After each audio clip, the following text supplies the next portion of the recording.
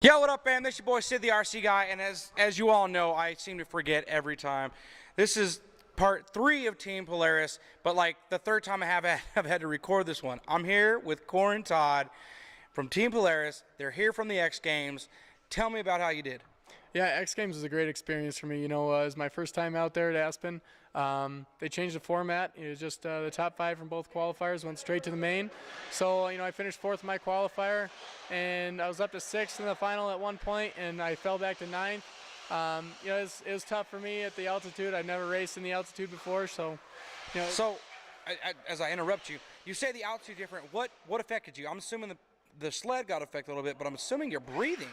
Yeah, most of the time we're racing in the Midwest or in New York, and we're a little bit above sea level, but by the time you get to 9,000 feet, you're about 75% oxygen, so you're really breathing hard, breathing heavy, trying to get the same amount of oxygen into your body.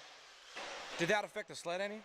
Yeah, our open mod sleds run about like a stock sled, Nice. So you guys are out here. You told me all about the X Games. Like earlier, you told me it was a great venue, partying, concerts, all kinds of good stuff. And then you guys decide to head out, and you're headed to South Dakota, I believe you said. So how did you find out about MHOR? How did you get into RCs, and how long have you been into it? And what's the first thing you had? Oh boy, we found out about MHOR through our crew chief Robbie. He really got us into the RC a little heavier this winter. It's a good way to get our mind off the racing and kind of relax a little bit. I started out with a Slash 4x4, kind of bashing around in the shop a little bit and having a little fun. But I built a low C this winter, and trying to get a little more serious with it. So the one thing I haven't asked any of you guys, because so many of you guys are riding together, you have fun together. Does somebody have a backyard track? Robbie's got a little oval at his house this summer. When we were training, we'd go there, we'd take our buggies and kind of beat around in his backyard a little bit between motos and stuff. It's a good way to relax between our motos. So summertime, obviously, I'm assuming is your guys' downtime. What do you guys do in the summertime, or do you guys travel to other countries, or how does that work come summertime?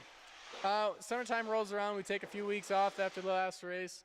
And then usually, we just do a lot of cycling, kind of keep our cardio up, get in the gym a couple hours a day, and ride a lot of moto, keep our motor functions fast and reflexes fast for sure, but that's most of our summer. I work, Trevor works, so yeah, we're busy all year round. So that always keeps everybody out of trouble. So I'm trying to think of what else we need to cover. Seems like we've got most of it down pretty pat. So you're going to the next race is in South Dakota. Yeah, Deadwood, South Dakota. What race is that? That'll be our 4th race, so we're halfway through the season. Right now I'm 12th in points, looking to put together a few more weekends. I had a rough first couple weekends with some wrecks and getting together with some guys. The last race at Canterbury Park, I put together a whole weekend with a 9th and a 7th in the finals. So we're looking to be a little more consistent the rest of the season. Nice. So, quick question: I asked the team guy, the manager, and I didn't ask the first guy. So I'm going to ask you real quick: what advice or suggestions would you give maybe a new guy that's coming up into sledding, or maybe wants to consider racing? Because everybody automatically assumes it's one way, and then they get into it, and it's a whole nother ballpark. What suggestions would you give to them? I raced with my dad out of our garage in a 2-place trailer for years. I just got to keep chasing the dream for sure. That's all I ever did. I just kept going out and racing the best I could every weekend and leaving it all out on the track. Nice. Well, you guys heard it here. This is once again part 3 of Team Polaris.